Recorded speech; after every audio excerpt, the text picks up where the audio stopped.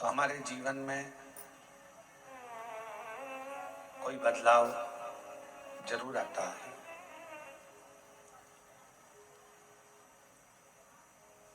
एक भगवान शंकर की सेवा करने में और एक दूसरे का भला करने में। धन की, तुम्हारी संपदा की, तुम्हारी सत्ता की या तुम्हारे वैभव की जरूरत नहीं होती।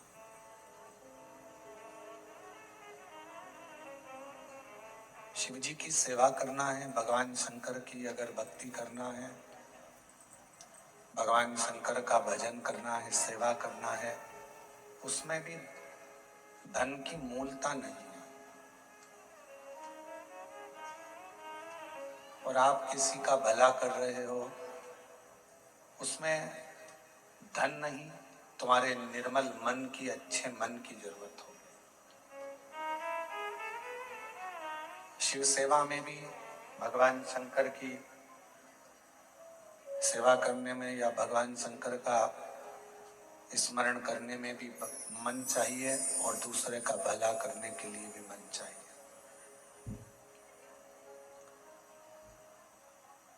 आज का व्यक्ति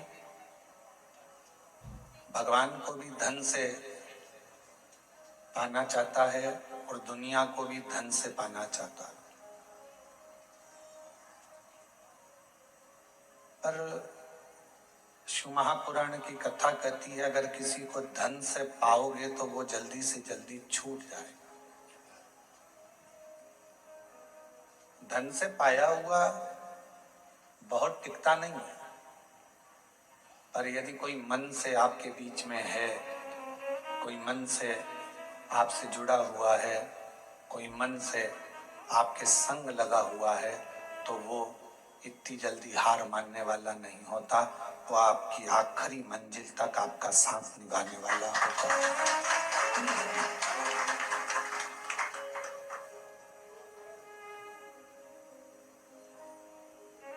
कोई तुमसे कहे कि इतना धन लगेगा और इतना पैसा लगेगा तब भगवान मिलेंगे, तो फिर उसको व्यर्थ ही मानना।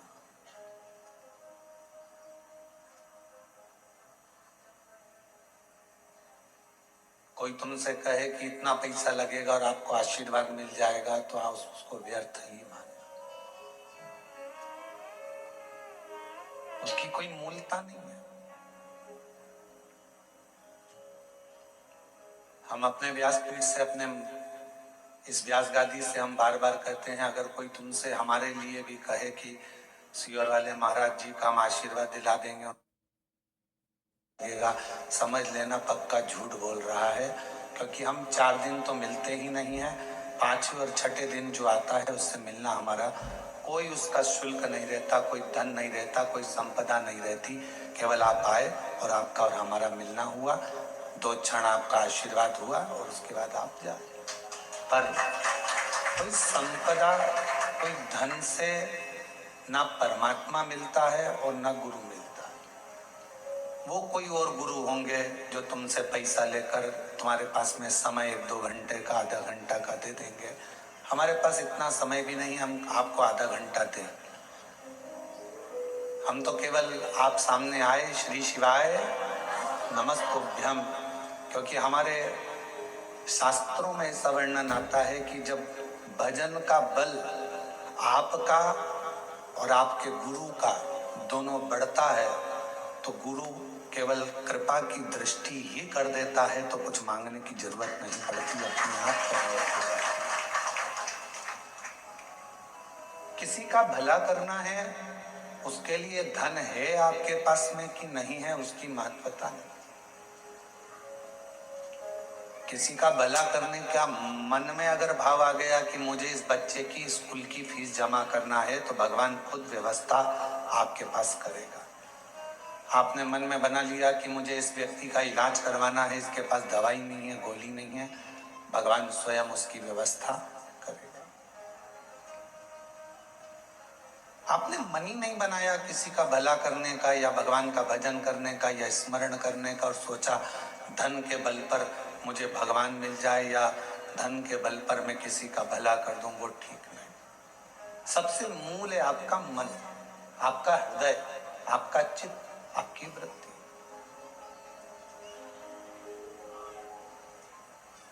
और भगवान शंकर को मानने वाले जितने भी शिव भक्त हैं, जो श्रावण के महीने में भगवान शंकर की आराधना कर रहे हैं, श्रावण के महीने में भगवान शंकर का भजन कर रहे हैं, श्रावण के महीने में शिव महापुराण की कथा को कोरबा छत्तीसगढ़ की पवित्र धरा से ऑनलाइन सुन रहे हैं, उनसे भी कहेंगे, जितने भगवान शिव के मानने वाले हैं, वो अपने अंदर एक बात उठा लेना कि मेरे शंकर भगवान तुम्हारे धन से, संपदा से, तुम्हारी सत्ता से, तुम्हारे वैभव से, तुम्हारी दौलत से कभी भी मेरा शिव प्रसन्न नहीं होता।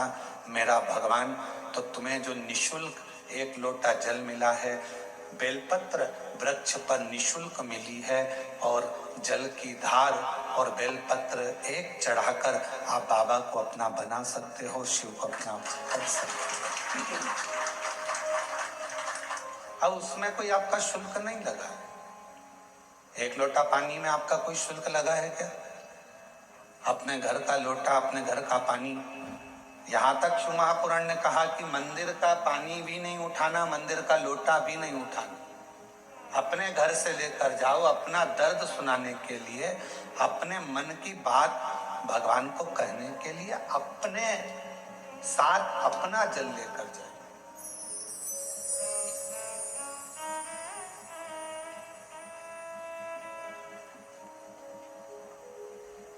शिव महापुराण की कथा तो यहाँ तक कहती है कि भगवान की कोई भी स्तुति अगर आपको करना है तो अपने दिल में जो बात आए वो भगवान से कहो।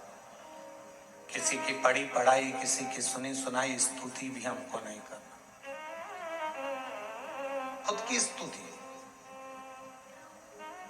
जो आपके दिल से निकल रही हो भगवान के लिए, उसको पुकारने के लिए, उसको बुलाने के लिए, वो स्तुति खुद करिए।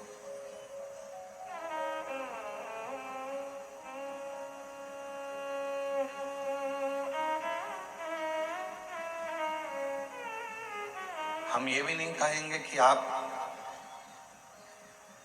हम जैसा विधान बताएं वैसा करो, या हम जैसा आपका दिल करे आप वैसा करिए, शिव को रिझाने के लिए। कड़प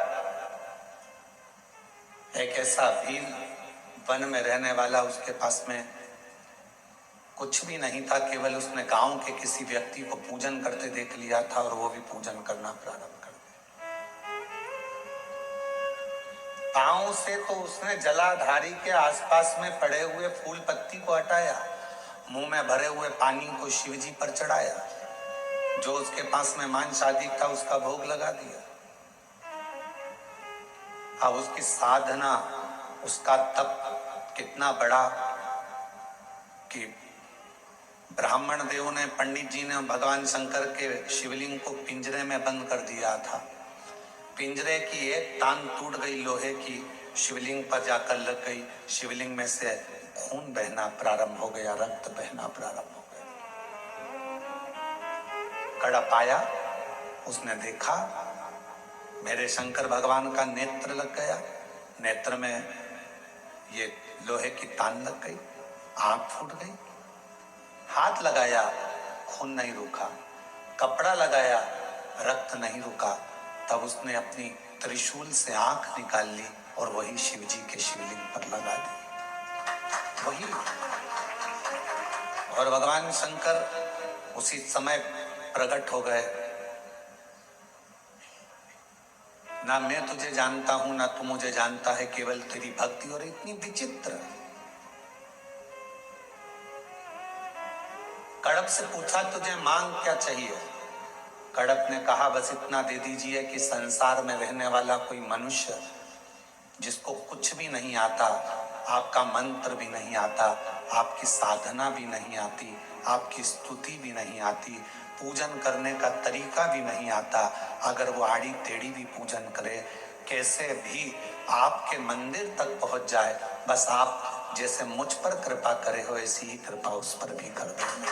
ये कड़प ने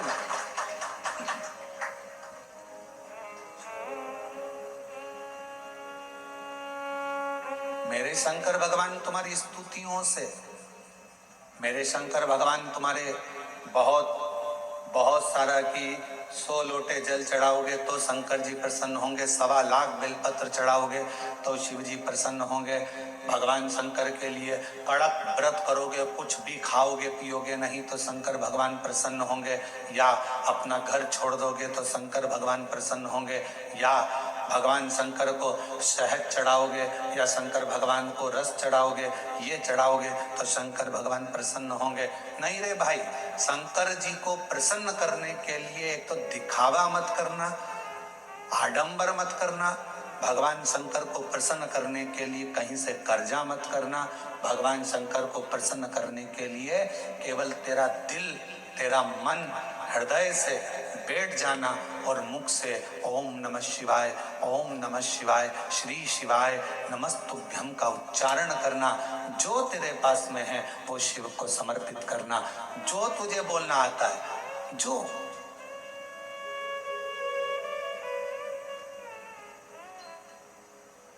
छोटा सा बच्चा तोतला बोलता है, माँ को अच्छा लगता है कि नहीं लगता है? बोलो, जम के बोलो, लगता है। छोटा सा बच्चा किसी से भी अगर तोतरी भाषा में बोलेगा सबको अच्छा लगेगा। तोतरा बच्चा, छोटा बच्चा गाली भी दे देगा तो सबको अच्छा लगेगा। वही बच्चा बड़ा हो जाए, बड़ा होने के बाद गाली बक दे तो लड़ाई हो जाए। तोतरा है, माँ बाप स्वीकार करेंगे, लोग स्वीकार करेंगे, छोटा है सब स्वीकार करेंगे। शिव जी की कथा कहती है कि भगवान शंकर को रिझाने के लिए आपकी तोतरी भाषा से, आपके निर्मल मन की भाषा से, आपके हृदय की भाषा से आप शिव जी को जैसे रिझाना चाहोगे शंकर भगवान जल्दी प्रसन्न होंगे। और अगर आप आडंबर से, दिखावे से, छल से परमात्मा को पाने का प्रयास करोगे तो शिव कभी प्राप्त नहीं होगा। उसको पाने का तरीका ही सहजता है। निर्मल मन सो मोहि पावा, मोहि छल छिद्र कपट ना पावा। भगवान को पाने का सबसे सुंदर तरीका है कि बस हृदय से उसको पुकार।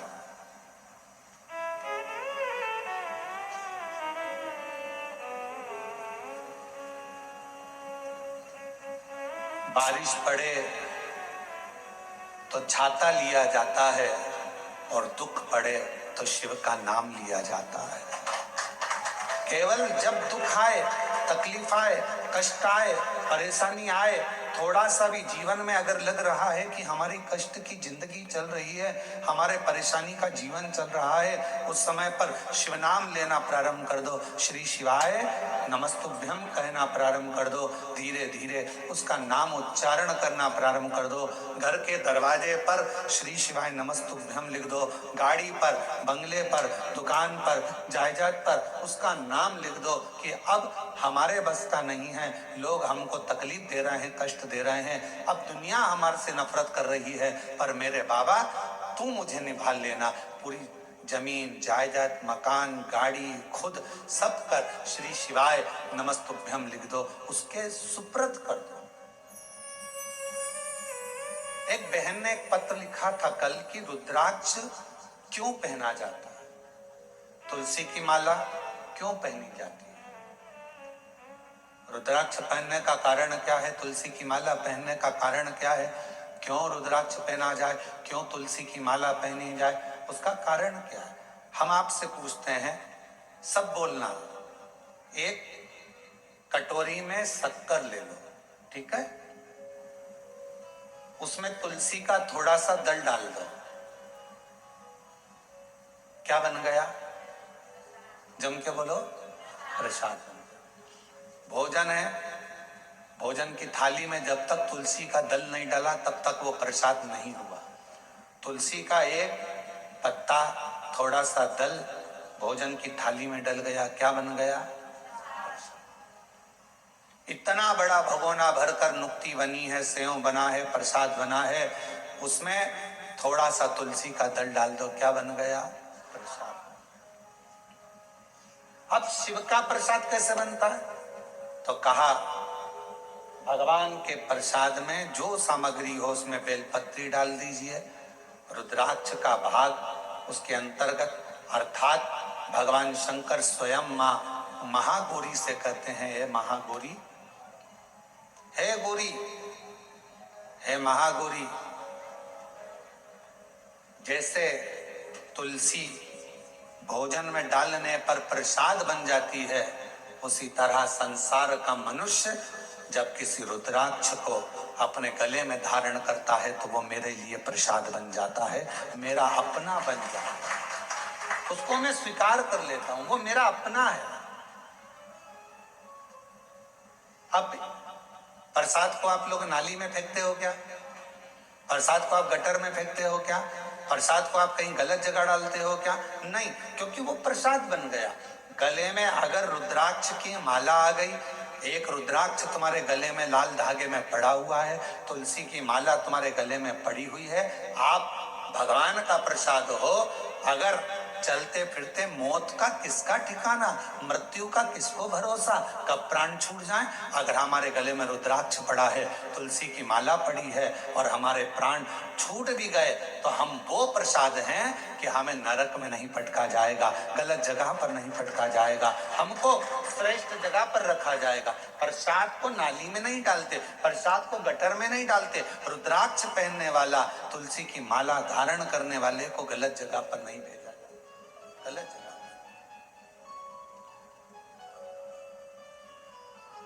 आप गले में अगर रुद्राक्ष धारण करते हो तो शिव का प्रसाद हो। और जितने शिव भक्त इस ऑनलाइन शिव महापुराण की कथा को आस्था चैनल पर श्रवण कर रहे हैं, फेसबुक यूट्यूब पर सुन रहे हैं और सोशल मीडिया पर इस कथा को अगर श्रवण कर रहे हैं, तो उनसे कहूंगा अपने गले में एक रुद्राक्ष अवश्य डालो।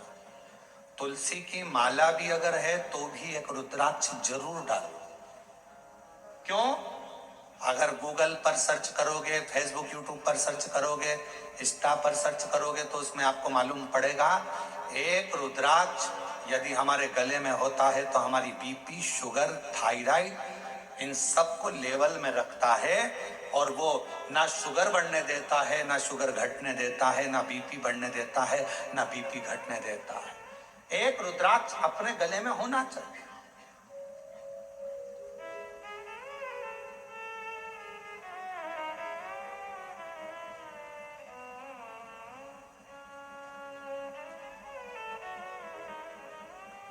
एक शिवा भगत की एक कथा आती है। मालती का एक पुत्र था शिवा, उसको लोग शिव कहते थे। क्यों? क्योंकि मालती के घर में कमाने वाला कोई नहीं था, ससुर के प्राण छूट गए थे, पति शरीर से विकलांग था और मालती मेहनत करती, परिश्रम करती। घर में एक बेटे का जन्म हुआ जिसका नाम शिव के ऊपर शिवा रखा।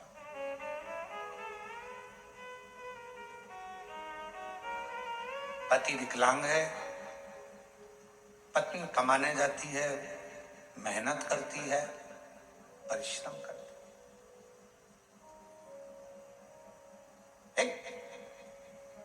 अगर घर में तकलीफ है, घर में कष्ट है, परेशानी है, कलिकाल का समय है, कलयुग का समय है, शास्त्र कहता है कि इस कलिकाल में धर्म पत्नी को पति के कदम से कदम मिलाकर साथ देना चाहिए, मेहनत में, परिश्रम में आगे रहना चाहिए।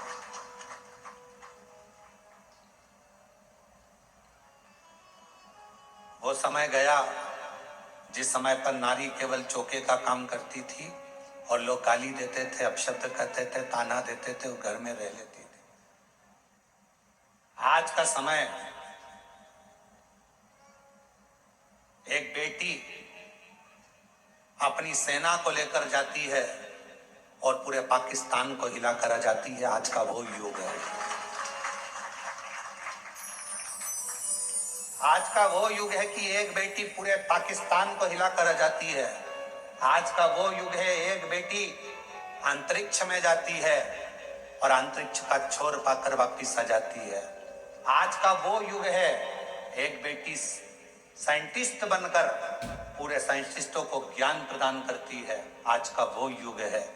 आज की बेटी collector, SP, IG, DIG, commissioner और बड़े बड़े अधिकारी और मंत्री के पद पर बैठती है। आज का वो युग है। वो गया समय, एक कलिकाल का समय, कलयुग का समय। और ये किसने दिया? कोई तुमसे पूछे कि एक स्त्री को आगे करने का अधिकार किसने दिया, तो तुम कह देना भगवान शंकर ने दिया। कहां? तारकासुर जैसा असुर सामने था, विदल उत्पल नाम के असुर सामने थे, महिषासुर सामने था। और उस महिषासुर को मारने के लिए संपूर्ण जगत के देवता, 33 कोटि देवता सामने खड़े हुए थे। पर महिषासुर नहीं मरा। आखिरी में विदल उत्पल को मारने के लिए भी मां जगत जननी जगदम्बा को आगे करा गया, और महिषासुर को मारने के लिए भी जगदम्बा को आगे करा गया। शंकर भगवान ने कितना सुंदर शब्द किया। पार्वती जी कहती हैं मैं आगे बढ़ूं, शंकर जी कहते हैं एक स्त्री पुरुष से ज्यादा बल रखती है, क्यों चिंता करती हो? एक लाइन आती है, तेरे भक्त जनों पर माता वीर पड़ी है भारी, दानव दल पर टूट पड़ो मां करके सिंह सवारी, सो सिंहों से बलशाली अष्ट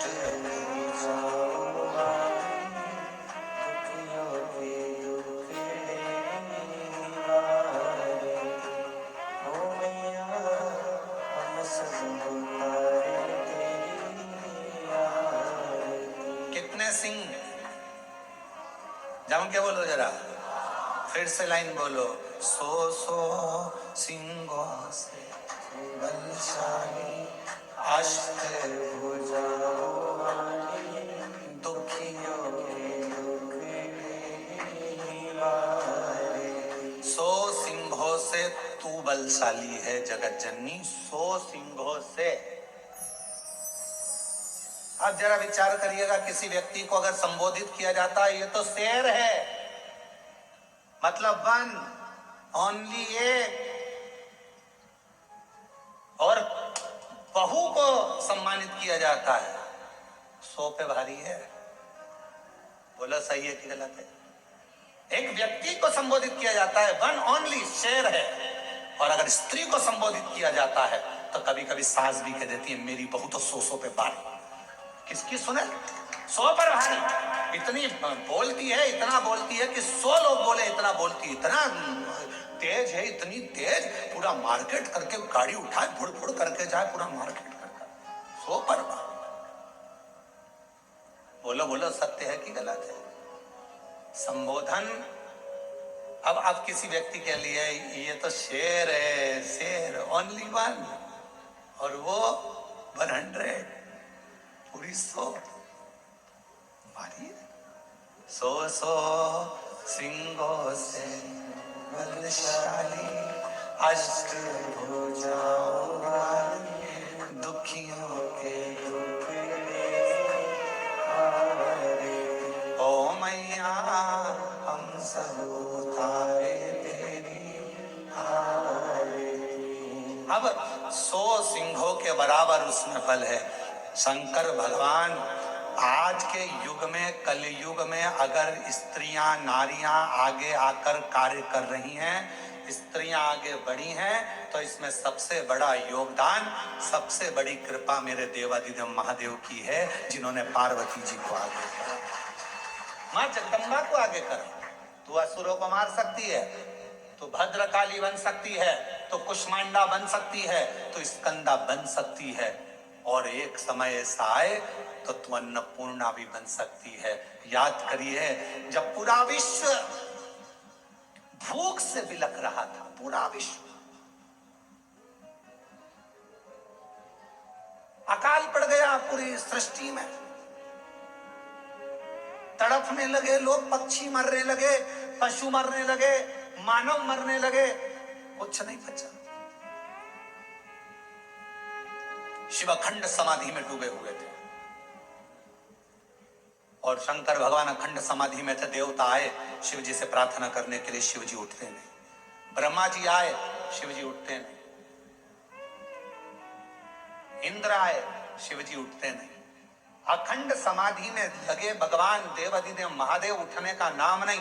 नेत्र बंद, क्या हो रहा है मालूम नहीं, पर पार्वती माता से रहा नहीं गया। सूचना मिली पूरा ब्रह्मांड हिल रहा है, सब भूख और प्यास से तड़प रहे हैं। तब माँ अम्बा जगदम्बा माता पार्वती ने विचार करा, मेरे बच्चे ये संसार के लोग भूख से तड़प रहे हैं। तब मेरी माँ अम्बा जगदम्बा जी ने तुरंत अन्नपूर्णा का रूप धारण करा। भूमि पर चरण रखकर धान उत्पन्न किया।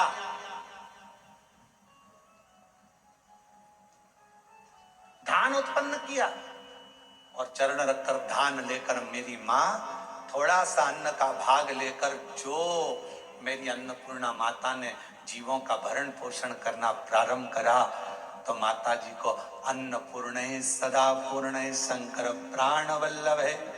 भगवान शंकर की प्रिया माँ जगत जननी पार्वती जी जगत का भरण पोषण करने वाली हो गई। भगवान शिव के नेत्र खुले, शंकर भगवान के नेत्र खुलते से उनको भी, जब बहुत हजारों वर्ष की तप साधना कर ली, तो उठते से ही कुछ भूख से भाव में आई, भोजन का भाग मांगने के लिए स्वयं अन्नपूर्णा के दरवाजे पर चले गए। स्वयं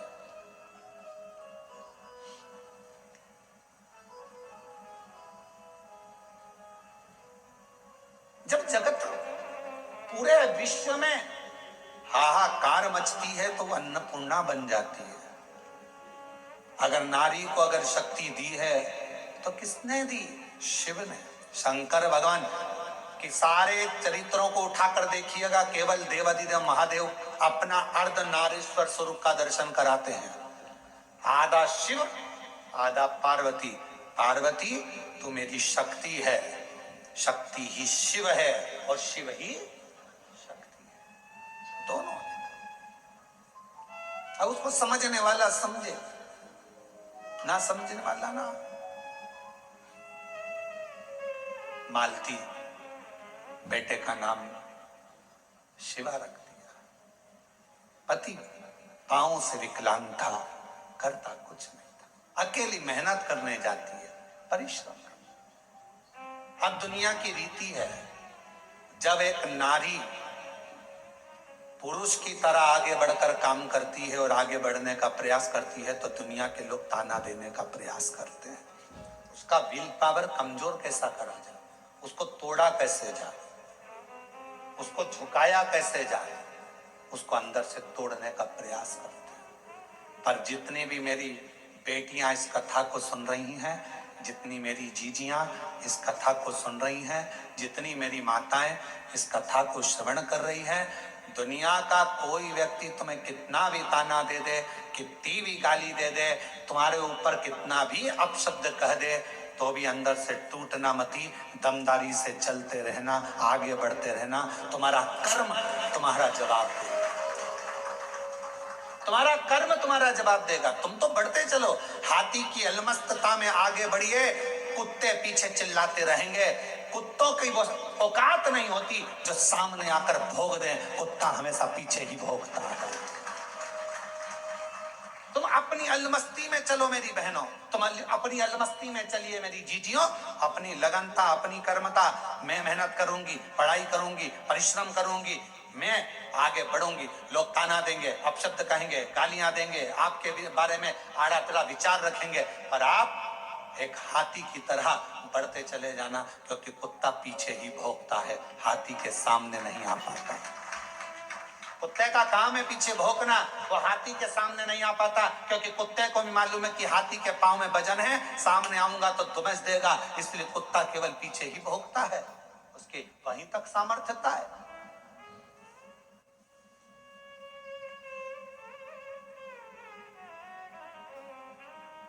एक बहन, एक बेटी, एक मां, एक स्त्री जब अपने कर्तव्य पथ पर चले उसको सोचना नहीं चाहिए कौन क्या कहेगा। आग लगे बस्ती में मस्ती में, क्या किसको रोइए,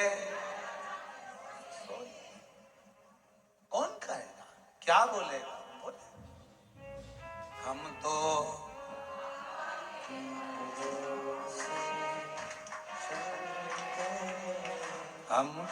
बाबा के कदमों से चलते, ये दुनिया वाले जलते हैं, ये दुनिया वाले जलते हैं, डमरू वाले के भरोसे चलते, काशी वाले के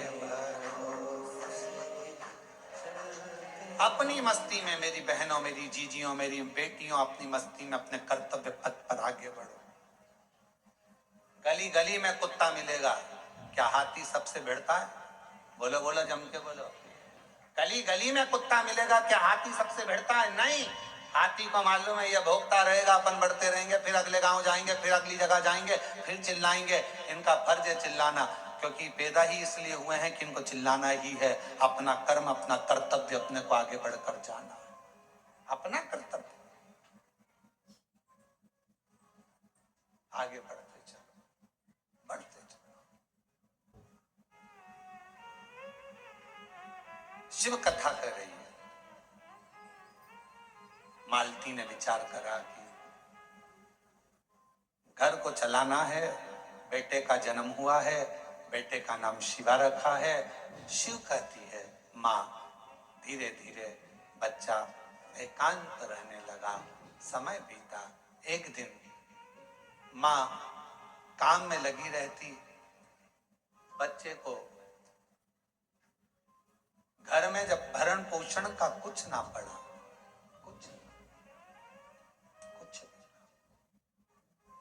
जिस जगह पर माँ काम करती थी उसी जगह पर उस बच्चे को काम पर लगा दिया और कह दिया मेरा स्वास्थ्य ठीक नहीं, सेठ जी मैं आपकी दुकान पर आपके घर पर कार्य करने नहीं आ सकती, अब मेरा पुत्र है। ये कथा कोई पुरानी नहीं, इसी कलयुग की है, इसी कलयुग। आपके यहाँ ये मेरा पुत्र है। छोटा सा लड़का, 9 वर्ष की उसकी आयु, सेठ जी के घर कार्य करने जाता तो सेठ जी का गांव बहुत दूर था। वहां से आता, बेटे को भय लगता, डर लगता, क्या करे। माँ के पास आकर बोला माँ, सेठ जी कभी रात्रि को छोड़ते अकेले जंगल में आने में मुझे भय लगता है। माँ कहती क्या भय? हाथ पकड़ा बेटे का माँ ने, शंकर भगवान के शिवालय में लेकर गई, शिव जी के गले में पड़ी हुई रुद्राक्ष की माला निकाली, माला निकालकर बेटे के गले में डाल दी और कह दिया केवल तू अकेला नहीं, तेरा महादेव तेरे साथ चलेगा, हर पल हर घड़ी हर क्षण रहेगा। और मालती की कथा कहती है, भगवान शंकर का चरित्र कहता है, रात्रि के समय पर बेटा शान से धड़क बेधड़क चलकर आता था। एक समय कोई प्रेत सामने से, कोई प्रेत पेड़ पर से लटकता हुआ दिखा। इस बालक को भय ना लगा, इसने हाथ जोड़कर प्रणाम कर कर कहा तुम कौन हो? कौन हो? कहा मैं प्रेत हूं, अधोगति में मरा हुआ हूं, मेरी गति नहीं, मेरी मुक्ति नहीं। तो फिर आपका मोक्ष नहीं हुआ तो मेरे जैसे मनुष्य को आपकी वाणी क्यों सुनाई दे रही है? प्रेत का शब्द एक एक शिव भक्त के हृदय में बैठना चाहिए। इस प्रेत के शब्द को, प्रेत कहता है मैं मनुष्य जैसी वाणी नहीं बोल सकता था। प्रेत कहता है मैं आपसे बात नहीं कर सकता था क्योंकि मैं प्रेत हूं, पर आप रोज प्रतिदिन रुद्राक्ष की माला को धारण कर कर यहां से निकलते हो। आपके जाने के बाद आपके चरण की जो रज है, धूल, वो उड़ती है, पेड़ों की पत्ती पर जाती है, वो हवा में मुझे मिलती है। उसके कारणवश मुझे थोड़ा सा बल मिला है जिससे मैं बोल भी सक रहा हूं और आपसे बात भी कर सक रहा हूं। ये मुझे फल मिला है। क्या चाहते हो, क्या चाहते हो? बस एक निवेदन है, कभी मौका मिले तो इस पथ से आपसे निवेदन है कि आप इस पथ से जाना बंद ना करिएगा। जब भी मौका मिले इस पथ से जरूर जाइएगा। उस शिवा पुत्र ने कह दिया मैं जरूर जाऊंगा। निकलते रहे निकलते रहे निकलते रहे निकलते रहे निकलते रहे, उसी पथ से निकलते रहे। एक दिन वो प्रेत योनि से छूट गया, देव योनि में आ गया। कानों में कुंडल धले थे, सिर पर मुकुट पहना था, गले में हार पहना था, सुंदर पीतांबर पहना हुआ था और सुंदर हाथ में एक शस्त्र लिया हुआ था। हाथ जोड़कर खड़ा हो गया, आज मैं प्रेत योनि से मुक्त होकर देव योनि में आ गया। ये आपकी कृपा है। उस शिवा पुत्र ने कहा मेरी कृपा कैसे, मैंने तो कुछ करा ही नहीं। बस आपके गले में पड़े हुए रुद्राक्ष को पहनकर आप जाते थे और आपके रज से मैं कृतार्थ होता चले गया, मेरा उद्धार होता चले गया। उस प्रेत ने जो कहा, कितनी सुंदर बात कही। अगर रुद्राक्ष पहनकर कोई संसार का मनुष्य किसी मार्ग से निकल कर जाता है तो ना जाने कितने कितने प्रेतों का और जीवों का कल्याण करते करते जाता है। सांसारिक मनुष्य की तो बात ही दूसरी है। और शंभु शरण मांगो दुख काटो दया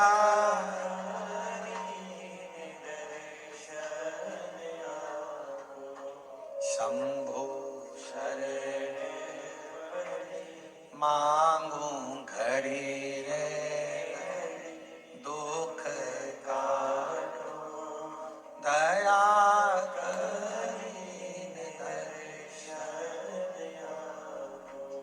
एक प्रेत की भी गति रुद्राक्ष धारण करने वाले जीव से हो जाती है।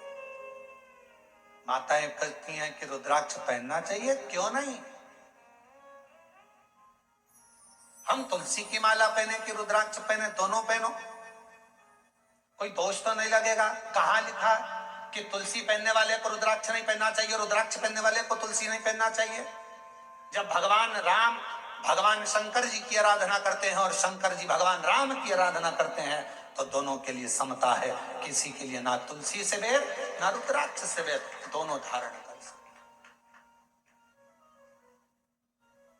गले में एक रुद्राक्ष का मन का आपके जीवन में ना जाने कितनी व्याधियों से, कितने दुखों से तुमको निकाल देता है, कितने दुखों से।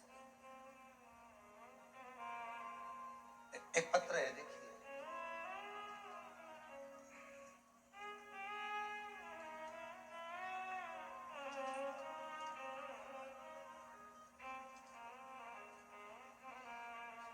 रुक्मणी पटेल, शिव नारायण पटेल, ग्राम रामपुर, जिला कोरबा,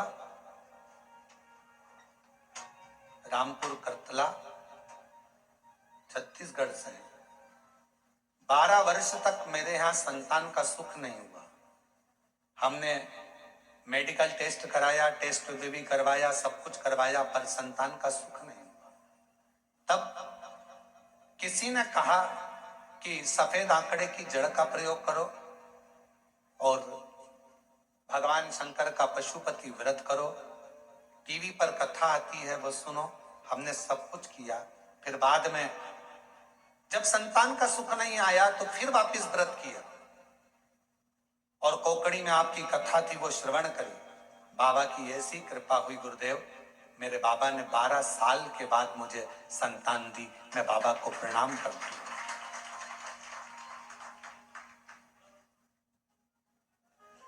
एक पत्र और बड़ा सुंदर है।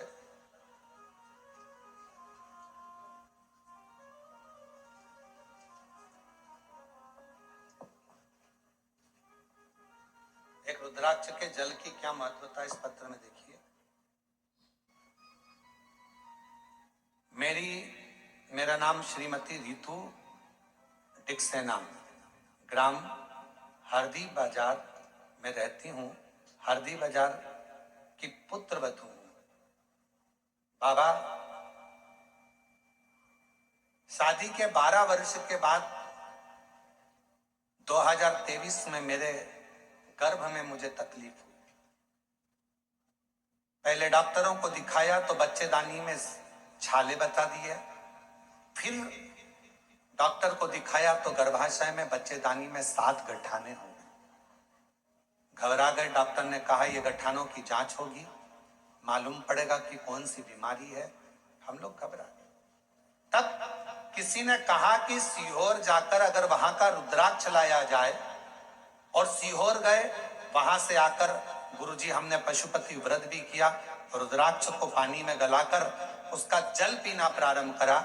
और फिर 29/5/2025 में हम बिलासपुर में फिर चेकअप कराने के लिए गए। बाबा ने ऐसी कृपा कर दी, कोई ऑपरेशन करने की जरूरत नहीं पड़ी, और बाबा की कृपा से मेरी पूरी रिपोर्टें नॉर्मल आ गई। जिन रिपोर्टों को मैं अपनी फाइल में भी लगाकर लाई हूं कि मेरी सारी रिपोर्ट बाबा ने नॉर्मल कर दी। शिव शिव है, शंकर शंकर है, शिव शिव है। एक रुद्राक्ष यदि गले में पड़ा हुआ है, एक रुद्राक्ष यदि हम उसका जल पी रहे हैं, एक रुद्राक्ष हमारे घर में हम रख रहे हैं, उसका जल पी रहे हैं, या हमारे गले में धारण कर कर रख रहे हैं, उसका फल आ जाए हमको मिलता जरूर।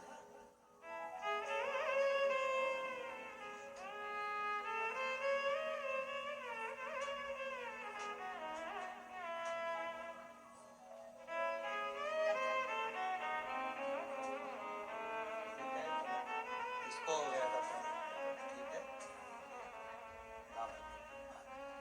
आप ही को तकलीफ हो गई थी, बच्चादानी में 7 गठाने हो गई थी और छाले पूरे बच्चादानी में हो गए थे। डॉक्टर की कृपा, भगवान शिव की करुणा, और साथ में शिव की उदारता से रुद्राक्ष के जल से आज पूरी बच्चेदानी की गठाने भी गल गई, छाले भी समाप्त हो गए। और शिव की कृपा, और तेरी कृपा का क्या है भरोसा, कब किस पर हो जाए जरा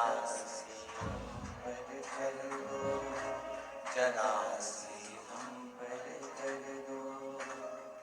तेरी कृपा का क्या है भरोसा, कब किस पर हो जाए जरा सी हम पर कर दो, जरा सी हम पर कर दो। जिस पर भी हो गई तेरी कृपा करुणा, वो भवतार हुआ, भवतार हुआ। पापी हो चाहे जितना, उसका भी बाबा उद्धार हुआ, उद्धार हुआ। गिद्ध अजामिल गणिका जैसे तेरे मन को भा, जरा सी हम पर कर दो, जरा सी हम पर कर दो।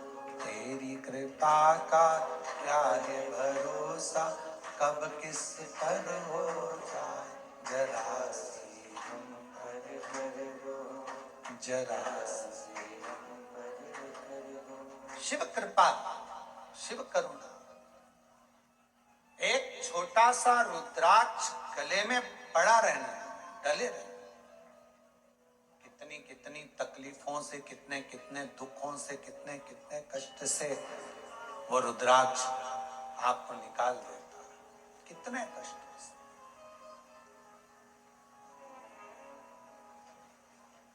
शिव महापुराण की कथा करें, शंकर भगवान की भक्ति,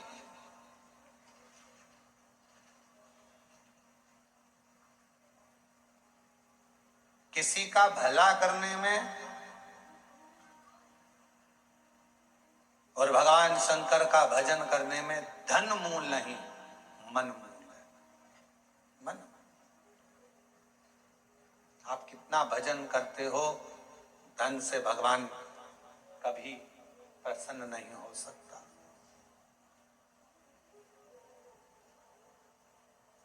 धन से भगवान कभी प्रसन्न नहीं हो सकता। आडंबर से भगवान कभी प्रसन्न नहीं हो सकते। क्या था माता पार्वती जी के पास में? जिस समय मां पार्वती जी की अवस्था 6 वर्ष की हो गई और मां पार्वती जी अपना भवन छोड़कर वन में चली गई अपनी सहेलियों के साथ। एक गुफा में प्रवेश कर गई माता पार्वती जी। छोटी सी गुफा में रहकर माता पार्वती जी ने तप साधना प्रारंभ कर दी। क्या था पार्वती जी के पास में? ना मां पार्वती जी हिमालय राज की नगरी से ना पात्र लेकर गई थी, ना पूजन का कोई सामान लेकर गई थी।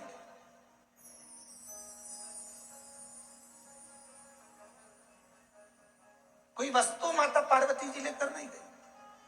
अपने पिता के घर से गई तो खाली हाथ गई। अपनी सहेलियों के साथ, सखियों के साथ गुफा में बैठकर भगवान का तप करने बैठ गई।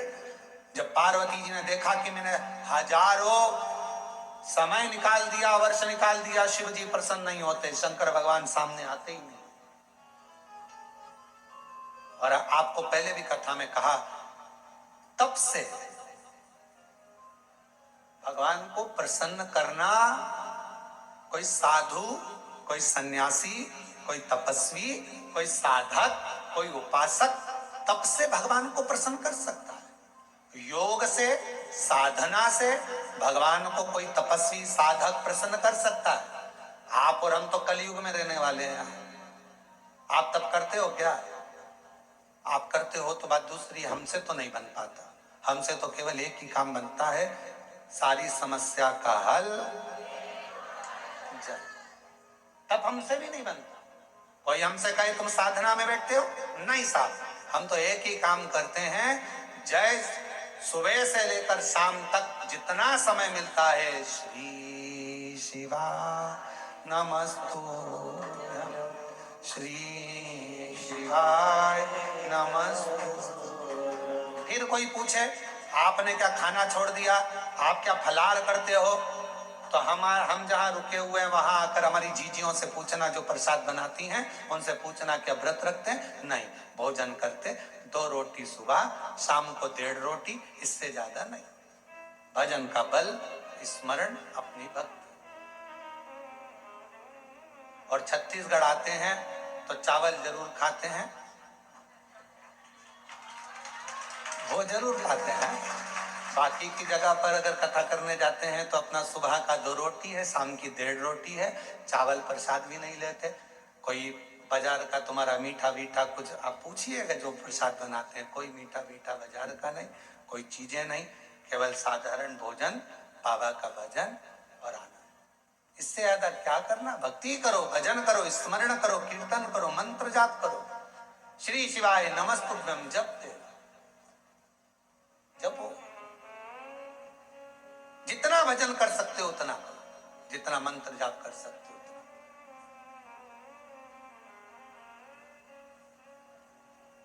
और हम तो शर्मा जी आपसे भी कहेंगे, हमारा जो प्रसाद बनता है उसमें थोड़ा प्रसाद कभी योग बन जाए तो पाना, शंकर जी की प्रसादी कभी योग बने तो जरूर लीजिए प्रसाद का भाव।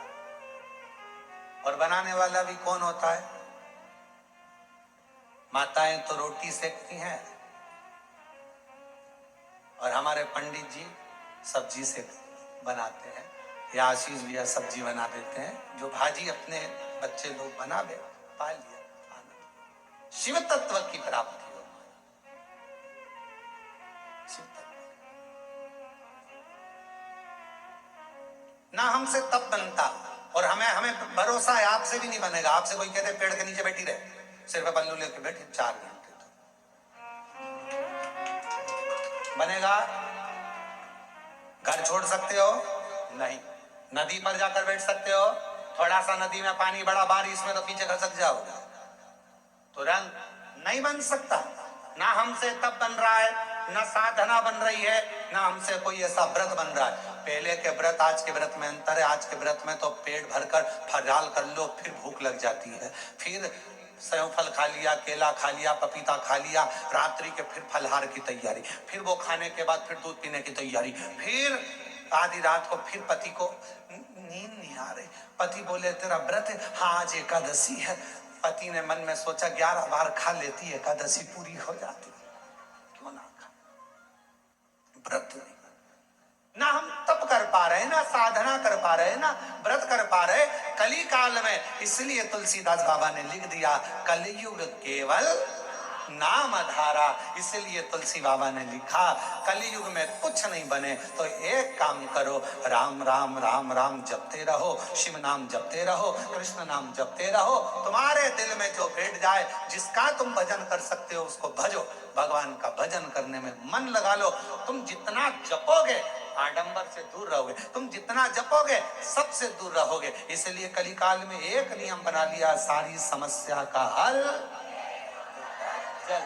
फुर्सत मिले 2 मिनट जाओ, शंकर जी को जल चढ़ाओ। अपने शिव के लिए अगर तुम 2 मिनट का समय मंदिर जाने का निकाल लोगे तो भगवान शंकर भी अपने समय में से तेरा दुख हरने के लिए तेरे दरवाजे पर आकर खड़ा हो जाए। समय निकालो। आजकल का जमाना यही है, तुम किसी के यहाँ जाओगे तो कोई तुम्हारे यहाँ बोलो तो आएगा। बहन के घर शादी में जाओगे तो बहन तुम्हारे घर शादी में, तुमने अपनी बहू को भेज दिया तो वो भी बहू को भेज देगी। और तुम्हारे जाने में और बहू के जाने में अंतर है। बहू शादी में जाती है, काम वाम नहीं करती, कुर्सी पर डेंटिंग पेंटिंग करके बैठ जाती है। काम करेगी क्या? नहीं। मौसी सास की आई है, फैलारा पड़ा है तो पड़े रहने दो, सामान पड़ा है तो पड़े रहने दो। पर बहन के घर शादी में बहन जाती है, जितना सामान आता है, कपड़े आए, मायरे का सामान आया, सारा सामान संभालती है।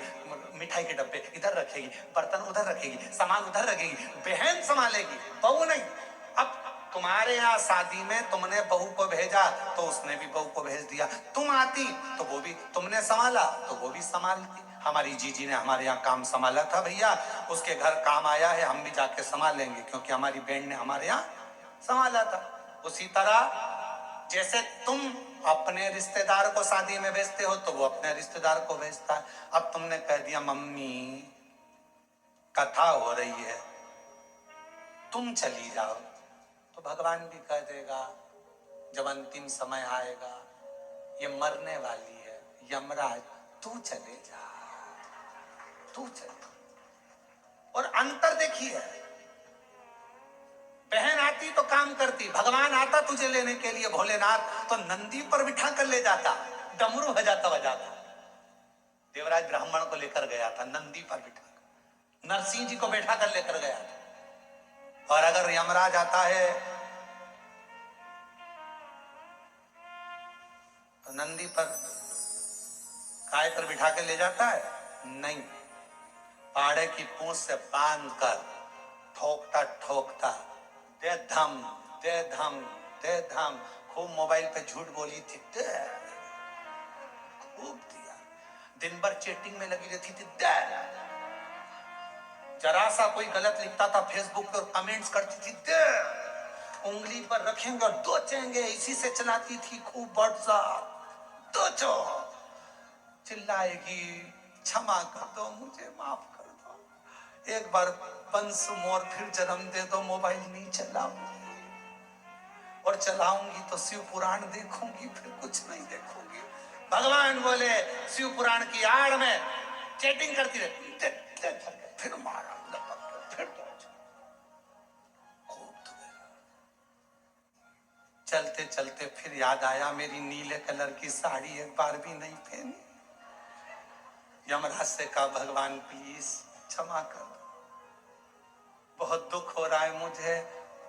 भगवान ने पूछा किस बात का दुख हो रहा है? अलमारी में 3 नंबर के ब्लॉक में नीले कलर की साड़ी रखी, उसकी फाल लगवा ली थी, चोली भी बनवा ली थी, बस पहन नहीं पाई, मुझे एक बार मौका दे दो मैं पहन लूं।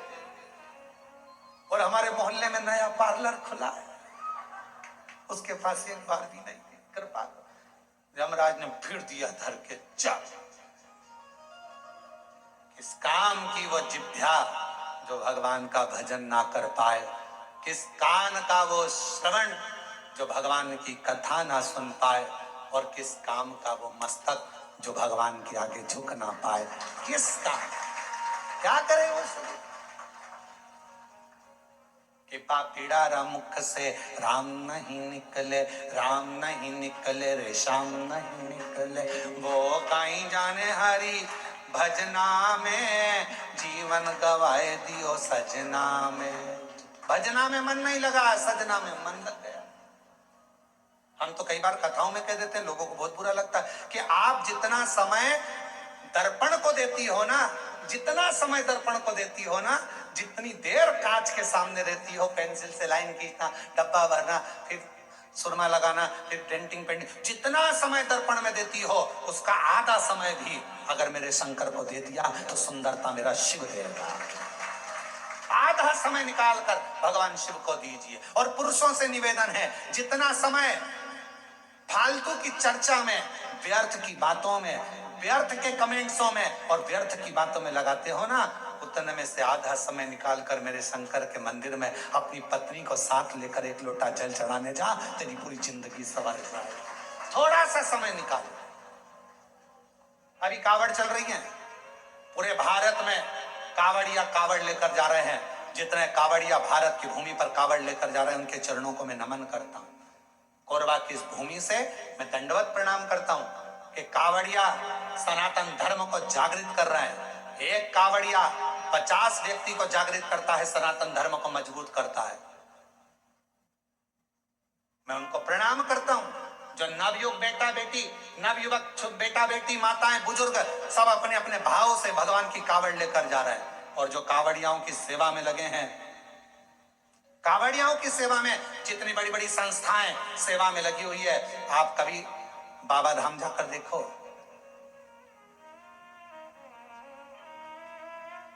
गए हो आप लोग बैद्यनाथ जी?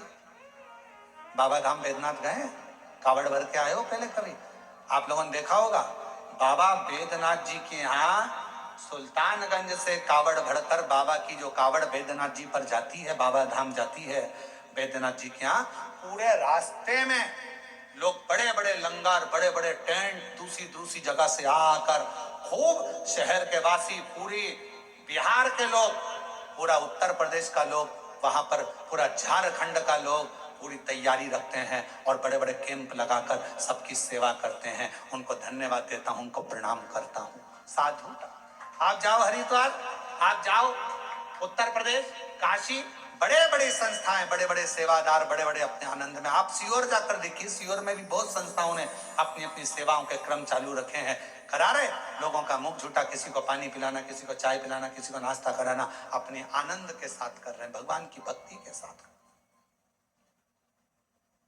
देखो, और कुछ लोग संसार में ऐसे भी पैदा हुए हैं जो कावड़ भरने के लिए जा रहे हैं। तो क्यों जा रहे हैं, क्यों टाइम बर्बाद कर रहे हो, क्यों कर रहे हो, क्यों लंगर चला रहे हो, क्यों भंडारा कर रहे हो, उसमें भी हो तकलीफ उनको हो रही। क्यों? क्योंकि ये सनातन धर्म को कभी मजबूत होता नहीं देख सकते, कभी। इन्होंने जिंदगी भर केवल एक ही कसम खाई है कि हम सनातन को नीचे ले जाएंगे, ऊंचा नहीं। सनातन को ऊंचा ले जाने का प्रयास करो। इस भारत की भूमि को फिर विश्व गुरु बनाने का प्रयास करो। इस भारत की भूमि को फिर श्रेष्ठ बनाने का प्रयास, अग्रता रखिए। साधुता है। और भारत की भूमि पर ऐसे ऐसे मुख्यमंत्री हुए हैं जो कावड़ियाओं पे फूल की वर्षा कर रहे हैं। साधुता है उनको, बहुत बहुत साधुता। शिव तत्व को पहचान। भगवान को पाने के लिए धन की जरूरत नहीं, मन की जरूरत है, संपदा की जरूरत नहीं है। आपका मन जितना प्रबल होगा, शिव उतना ही जल्दी। मेरे शंकर भगवान को राजी करने के लिए मां जगत जननी जगदम्बा एक गुफा के अंदर प्रवेश कर गई। माता के पास में कुछ भी नहीं, पिता के पास से कुछ भी लेकर नहीं, कुछ भी नहीं, कोई वस्तु नहीं, कोई सामग्री नहीं, खा लिया। संसार की रीत है, मुट्ठी बांधे आया जग में। बोलते जाओ, आप लोगों को मालूम होगा। मुट्ठी बांधे आया जग में, लोग कहते हैं हाथ पसारे जाएगा। क्या तू लेकर आया जग में, क्या तू लेकर जाएगा? परशु महापुराण की कथा कहती है, मुट्ठी बांधे आया जग में, हाथ पसारे जाएगा, पर क्या लेकर आया इसका तो नहीं मालूम। पर इतना जरूर है, जो पुण्य तूने करा, जो सत्कर्म तूने करा, जो तूने भूखे को भोजन, प्यासे को पानी पिलाया, वो तेरे साथ जरूर जाएगा। तेरा सत्कर्म तेरे साथ जरूर जाएगा। तेरा सत्कर्म बंदे बंद है इन दोनों। तेरा सत्कर्म तेरे साथ जाएगा तो अच्छा कर्म कर, और जितने अच्छे कर्म से, जितने अच्छे कर्म के अनुसार, जितने कर्म के अनुकूल तो अच्छा कर्म करेगा, उसके अनुकूल तेरे को फल जरूर मिलेगा। फिर निवेदन, मत बुरे कर्म कर वरना पछताएगा, भगवान की आंखों से तू बच नहीं पाएगा, तू बच नहीं पाएगा। अरे ओ अज्ञानी मत करना दानी, अरे ओ अज्ञानी मत करना दानी। तेरे कर्म का फल भी तू ही पाएगा, जैसा किया तूने तेरे आगे आएगा।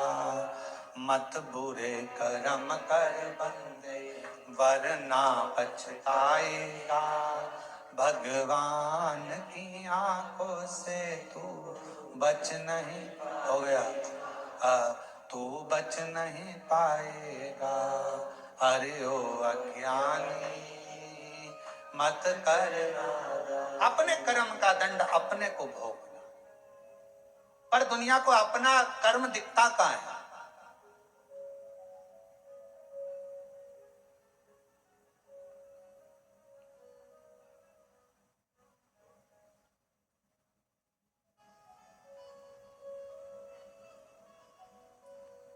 एक स्मरण में नहीं आ रहा है शिवलिंग का,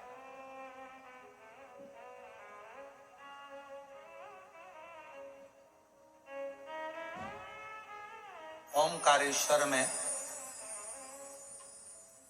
कौन कौन गया है? ओमकारेश्वर गए हो आप लोग?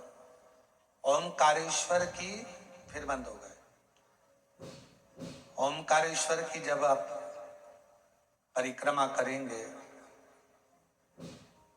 और ओमकारेश्वर की परिक्रमा करते समय जब आप ऊपर पहाड़ी की ओर बढ़ेंगे, ओमकारनाथ जी की पहाड़ी की ओर बढ़ेंगे,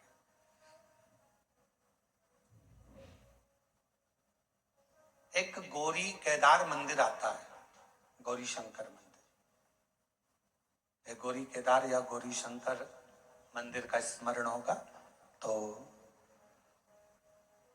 कभी, बहुत प्राचीन मंदिर है, बहुत प्राचीन मंदिर, बहुत प्राचीन। जितने भी लोग ओमकारेश्वर जाएं तो वहां जरूर परिक्रमा मार्ग में ऊपर की ओर जाकर दर्शन करें। परिक्रमा बहुत प्राचीन है, कई शताब्दियों पुराना, बहुत प्राचीन, बहुत प्राचीन। वहां एक शिवलिंग है, लगभग 5.5 से 6 फीट की हाइट का, काले पाषाण का है, बहुत बड़ा है, बहुत बड़ा।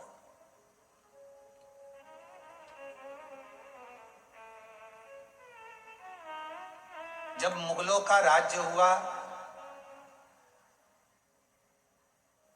उस मंदिर में शंकर भगवान के शिवलिंग में एक बड़ा सा दर्पण लगा हुआ था, एक हीरा लगा हुआ था, एक बड़ा सुंदर दर्पण, बड़ा सुंदर हीरा लगा हुआ, हीरे से परिपूर्ण था शिवलिंग। उस दर्पण का काम क्या था?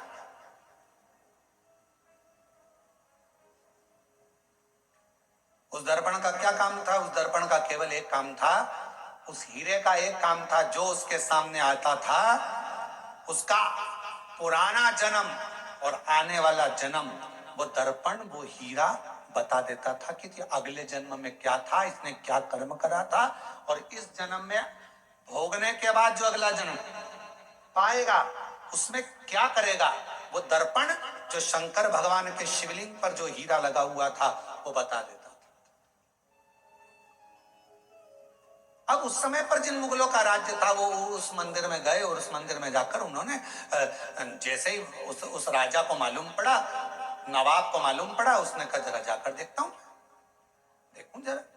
और नवाब गया, राजा गया, उसने भगवान शंकर के शिवलिंग के सामने जो हीरा लगा था, दर्पण लगा था, उस हीरे को, उस दर्पण में अपना प्रतिबिंब देखा। उस दर्पण में, उस हीरे में उसने अपना प्रतिबिंब देखा। जो उसने प्रतिबिंब देखा, प्रतिबिंब देखते ही उसने देखा मेरा पूर्व का जन्म इतना बुरा था और आने वाला जन्म मेरा उससे भी ज्यादा बुरा होगा। गुस्सा आ गया उसको, पूरा मंदिर तहस नहस करवा दिया, आसपास का पूरा मंदिर तोड़वा दिया, हीरा जड़त, दर्पण, हीरा सब जो लगा था सब तोड़ तोड़ा कर लेके चला गया। सब टूट गया, सब नष्ट कर दिया। शिव महापुराण की कथा कर रही है, भगवान शंकर का चरित्र कर रहा है, शिव तत्व कह रहा है। अगर वो राजा चाहता तो शिव महापुराण की कथा में लिखा है, दुनिया के सामने आप कैसे भी रह लो पर तुम्हारे कर्म का दंड तो तुमको भोगना पड़ेगा। पर यदि अगर शंकर भगवान को एक लोटा जल आप समर्पित कर रहे हो तो तुम्हारा पहला क्या निकला, बाद में क्या होना है, वो महादेव के हाथ में चला जाएगा और महादेव तुम्हें कष्ट नहीं देगा, महादेव तुम्हें तकलीफ नहीं देगा, दुख नहीं देगा, कष्ट नहीं देगा। फिर वही लाइन आ गई स्मरण में कि मत बुरे कर्म कर वरना पछताएगा, भगवान की आंखों से तू बच नहीं पाएगा, तू बच नहीं पाएगा। अरे ओ अज्ञानी मत कर नादानी, अरे ओ अज्ञानी मत कर नादानी, तेरे कर्म का फल भी तू ही पाएगा, जैसा किया तूने तेरे आगे आएगा। मत बुरे कर्म कर बंदे वरना पछताएगा, भगवान की आंखों से तू बच नहीं पाएगा, तू बच नहीं पाएगा। शिव महापुराण की कथा कर रही है, भगवान शंकर का चरित्र कर रहा है। कोई दिखावा, कोई धन, कोई दौलत पार्वती जी लेकर नहीं गई, तब करने के लिए मां पार्वती जी बैठी, तब से शिव प्रकट नहीं हुए। साधना करने पार्वती जी बैठी, प्रकट नहीं हुए। सारा व्रत, सारा उपास, सारी साधना, सारा तप पार्वती जी ने कर लिया, शिव प्रकट नहीं हुए। तब सखी ने कहा, तब सखी बोली, सहेली ने कहा, पार्वती मैंने सुना है शंकर भगवान एक लोटे जल से प्रसन्न हो जाते हैं। मैंने सुना है शिवजी एक बूंद जल चढ़ जाए शिव प्रसन्न हो जाते हैं। थोड़ा सा जल चढ़ा, शंकर कृपा करे। और फिर निवेदन करूं सभी श्रोताओं से, सावन के महीने में कथा सुनने वाले सभी श्रोता भाई बहनों से फिर निवेदन करूं, भगवान शंकर की कथा, शिव महापुराण की चरित्र कथा वर्णन कर रही है। कुछ ना बने तो शंकर के मंदिर में केवल कुछ भी ना हो तो केवल घर से एक लोटा जल भरकर जाना, शिव के मंदिर में प्रारंभ कर दो, मेरा देव अधिदेव महादेव करुणा करना प्रारंभ कर देगा, शंकर करुणा करना प्रारंभ कर देगा। जल सारी समस्या का हल, हर हर बोल मम का नारा है, सारी समस्या का हल श्री शिवाय। केवल जल चढ़ाना पड़ा और कुछ नहीं। शिव स्वीकार करेगा, भगवान शंकर स्वीकार।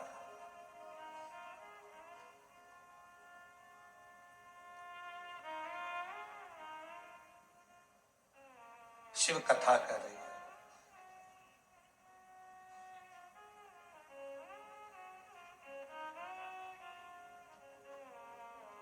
एक गुरु में और एक शिव में एक बहुत बड़ा अंतर होता है।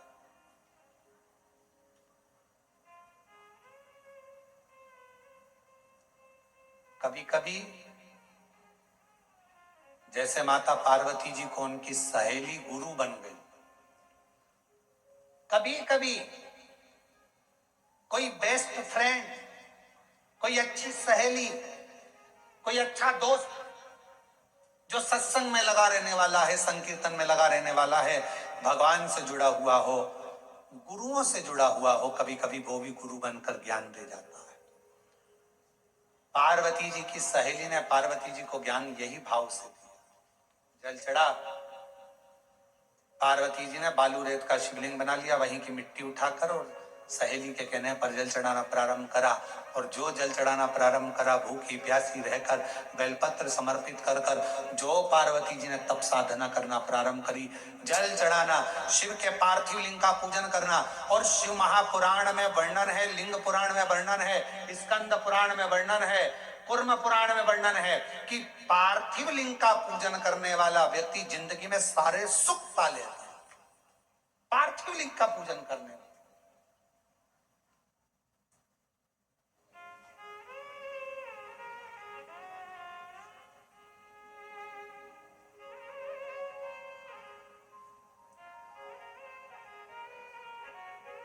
एक माता जी ने एक प्रश्न किया, गुरु जी हमारे यहां से नदी बहुत दूर है और हमारे घर में कोई पेड़ पौधा भी नहीं है, तो हम वो भगवान का चढ़ा हुआ जल, भगवान पे चढ़ा हुआ पंचामृत कहां समर्पित करने जाए?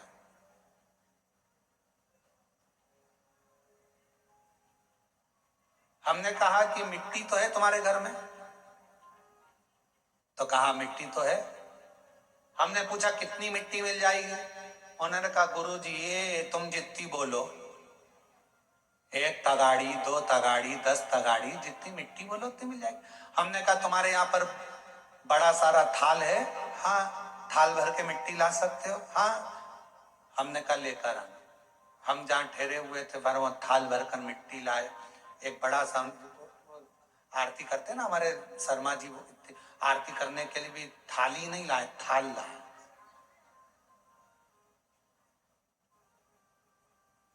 अब इतना बड़ा थाल देखा है आप लोगों ने? देखा कि नहीं देखा? कहाँ है वो थाल का? अच्छा रखा, देखा तो है ना तुम लोगों ने आरती के समय पर, या फिर शाम को आएगा आरती में, तुम देख लेना है। हमारे यहाँ ये महाकाल सेवा समिति व भक्त मंडल है ना, ये छोटा मोटा मंडल नहीं है, ये हर चीज बड़ी करता है। तो यहाँ ये आरती की थाली भी छोटी नहीं लाया, ये आरती की थाली भी बड़ी लाया, और ऐसी मोटी थाली इतनी बड़ी। अब वो आरती करने वालों से हम उनका हाथ देखते हैं तो कई बार हमें सोचने में आता है पकड़ भी पा रहे हैं कि ना पकड़ पा रहे हैं राम जी। अब मोटी सारी थाली, अब इतने बड़ी थाल लिया है। हमने कहा इसको मिट्टी से भर ला। अब वो मिट्टी से भर कर लिया। अब मिट्टी से भर कर लाई, हमने उसको बीच का जो भाग था उसमें थोड़ा सा चंदन अगर तगर डालकर, सुंदर बढ़िया उसको चंदन का छींटा देकर, दही आदि मिलाकर, घी मिलाकर उसका शिवलिंग बीच में बना दिया। अब जैसे ये थाली और मिट्टी से भरी, बीच में शिवलिंग बना दिया। शिवलिंग बनाकर वहीं उंगली से जलाधारी बना दी। अब हमने कहा इस पे जल चढ़ा, पानी दिख रहा है कहीं पर? कि नहीं गुरुजी। दूध चढ़ा, कहीं दिख रहा है गुरुजी? नहीं गुरुजी। दही चढ़ा, कहीं दिख रहा है? शहद दिख रहा है? घी दिख रहा है? नहीं। फिर पानी चढ़ा, कहां गया वो शहद? कहां गया वो दल? कहां गया वो दूध? सब जो थाली में मिट्टी भरी थी सब उसने सोख लिया। शिवलिंग बीच में वैसा की वैसा ही रह गया। और अब उसे विसर्जन कहाँ करे? तो 1 लोटा जल डालना, बाद में पूरा शिवलिंग विसर्जन हो जाएगा। उस मिट्टी को किसी गमले में ले जाके डाल देना। शंकर भगवान अपनी अलमस्ती के आनंद में पार्थिव पार्थिव होता, पार्थिव पार्थिव है। 23 जुलाई को आप लोग जब बाबा का अभिषेक करें, शाम के समय 7 बजे से 8 बजे तक आप और हम बैठेंगे। ऑनलाइन अभिषेक चलेगा श्रावण के महीने का। पार्थिव अभिषेक करते समय शाम को जब 8 बजे विसर्जन का समय आए, आपका मन पड़े दूसरे दिन विसर्जन करो, आपका मन पड़े रात्रि में, शाम के समय जब अभिषेक पूर्ण हो जाए, विसर्जन का जब मंत्र बोल दिया जाए, आप विसर्जन करें। शिवरात्रि का दिन एक ऐसा दिन होता है कि शिवरात्रि की रात्रि को 4 पहर में 4 बार कई भक्त शिवलिंग का निर्माण करते हैं, 4 बार विसर्जन करते हैं, 4 बार शिवलिंग का निर्माण करते, 4 बार विसर्जन करते, 4 बार शंकर की आराधना में डूबे रहते हैं। पूरी रात शिव की आराधना चलती रहती, पूरी रात साधना में। और पढ़िएगा शिव महापुराण में सारे लेख आपको मिलेंगे, सारे लेख शिव महापुराण में एक एक चीज आपको पढ़ने को मिलेगी, कोई अलग सेट कर कुछ। काली मिर्च चढ़ाने का क्या विधान है, गेहूं के दाने चढ़ाने का क्या विधान है, काली तिल चढ़ाने का क्या विधान है, धतूरा चढ़ाने का क्या विधान है, शमी पत्र चढ़ाने का क्या विधान है, बेलपत्र चढ़ाने का क्या विधान है। जो जो चीज 23 जुलाई को चढ़ाई जाएगी उसका सारा विधान आपको आप शिव महापुराण के अंदर मिलेगा। बस पढ़ना उसको, केवल पढ़ो, अध्ययन करो। किसी ने लिख देगा, लिखने वाला लिखेगा ये क्यों चढ़ाया है, इससे क्या होता है, नहीं, अपने पढ़ो, उसको अध्ययन करो। चावल के दाने, गेहूं के दाने, अन्न का भाग, मूंग, ये सब प्रसंग हमारे शास्त्रों में है सब।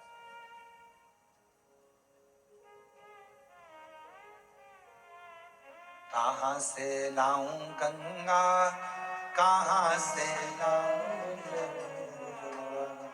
कहां से लाऊं सरयू अपार पड़ी रे, भोले तेरी सेवा हमसे ना बनी रे, भोले तेरी सेवा हमसे ना बनी रे। पूजा की थाली हम लिए खड़े रे, पूजा की हम लिए खड़े रे, ओ भोले तेरी सेवा हमसे ना बनी रे, भोले तेरी सेवा हमसे ना बनी रे। ओ पूजा की थाली हम लिए खड़े रे, पूजा की हम लिए खड़े रे, ओ भोले तेरी सेवा